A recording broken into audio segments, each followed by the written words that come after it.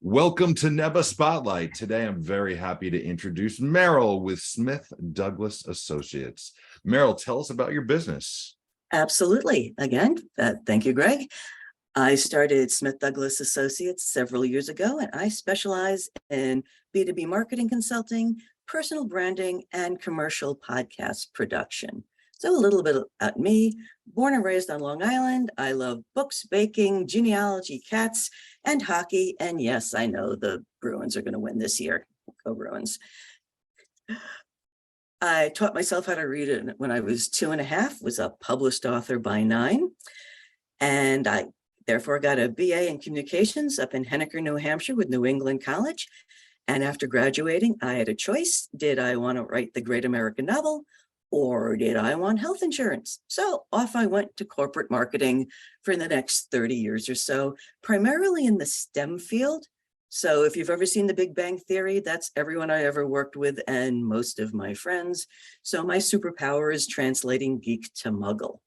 And in 2017, I started Smith Douglas Associates to help businesses find their words and tell their stories. And if you've ever wondered where Smith Douglas came from, Smith is my mom's maiden name, Douglas is my grandmother's maiden name. So it's 3 generations of women who work. So part of the things with telling stories is podcasting. So I do commercial podcasts for my clients. And so today I am going to be talking about that, but not only for the people in this group who do podcasts, but for people in this group who have been a guest on a podcast. So you recorded a podcast episode. Now what? So we're going to be talking about how you can use that podcast episode as part of your marketing plan. So the first thing you do when you do a podcast episode is tell people.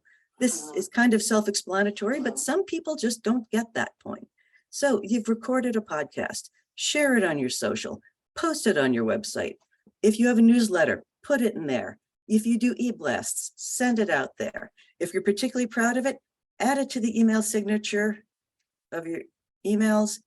And also, if it's a video podcast, even if it's an audio podcast, you can also link it to your own YouTube channel. And most of the things that people will regularly do once they've recorded a podcast. But there's so much more you can do with that podcast episode. Get a transcription. You've got between 3,000 and 5,000 words available for every half-an-hour podcast. Get that transcription. Pull out longer sections to do a blog, do shorter bits in your social. You've got all these words, use them.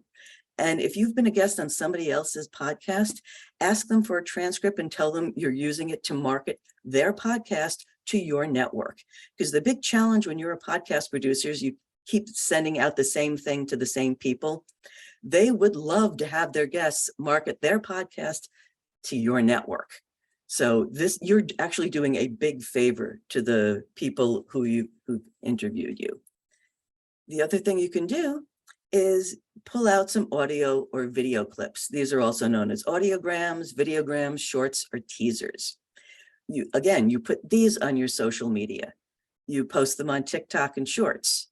You can use them. One of my clients did a bunch of them and did a multimedia FAQ on his website. They look something like this. So you have a colored background, a title, and so you can see sound waves on here. Or one of the things I've also done is you can have a little background music. You can use pretty much anything. It turns audio into video. And in fact, Greg, one of my clients here, he has done 60 of these things. It's pretty much the most of his social media advertising now.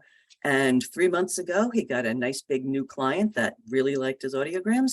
He is now printing all the packaging material for Patagonia. So he's thrilled with that. You can also do this with video. You can pull out little bits of video and make them into these little 5" by 4" Facebook friendly. You can put these on Instagram, you can put these on TikTok, you can put these on YouTube Shorts. and these two are some of my podcast clients. And we make these things after every episode. Boom. And the other thing you can do is, say you've just done an interview on somebody's podcast, and this is your first time. You can use that as bait to get invited to other podcasts. That's what Greg did. I interviewed him on a networking podcast I did with another group. He took the podcast that we did and reached out to other environmental groups and said, hey, yeah, I love your podcast. I'd love to be a guest.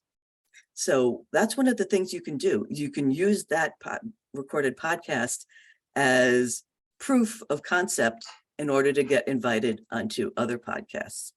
And if that's something you're going to do, you're going to want to get what we call a speaker one sheet or a media kit. It's simply who you are, what you like to speak about, some links or testimonials if you've been guests on other podcasts, and contact information.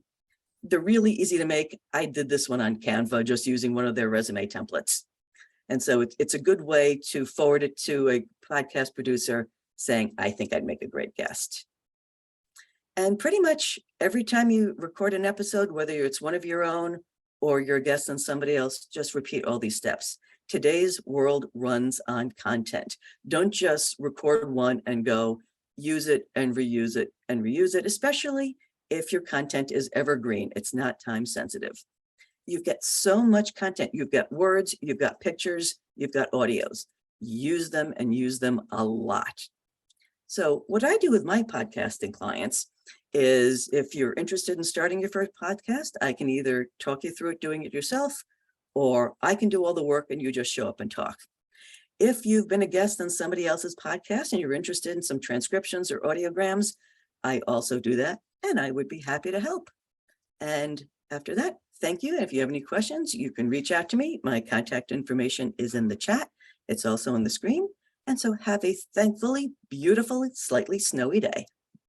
Great job, Merrill. What an amazing business you're offering. We're looking forward to support you. Thank you for being a valued member of NEBA and awesome at what you do.